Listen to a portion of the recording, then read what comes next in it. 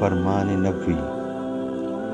حدثنا محمد بن المثنى قال حدثنا عبد الوهاب الثقفي قال حدثنا أيوب عن أبي قلابة عن أنس رضي الله عنه عن النبي صلى الله عليه وسلم قال ثلاث من كن فيه وجد حلاوة الإيمان أن يكون الله ورسوله أحب إليه مما سواهما وأن يحب المرء لا يحبه إلا الله وأن يكره أن يعود في الكفر كما يكره أن يقذف في النار۔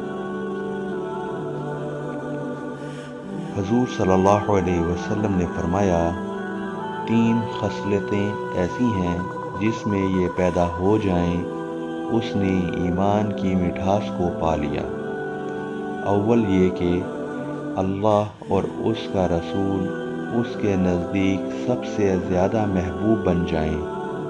دوسرے یہ کہ وہ کسی انسان سے محض اللہ کی رضا کے لیے محبت رکھے۔ تیسرے یہ کہ وہ کفر میں واپس لوٹنے کو ایسا ہی برا جانے جیسا کہ آگ میں ڈالے جانے کو برا جانتا ہے۔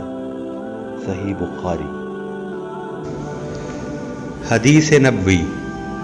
آن حضرت صلی اللہ علیہ وآلہ وسلم نے فرمایا، تم میں سے کوئی شخص ایماندار نہ ہوگا جب تک اپنے بھائی کے لیے وہ نہ چاہے جو اپنے نفس کے لیے چاہتا ہے۔ صحیح بخاری۔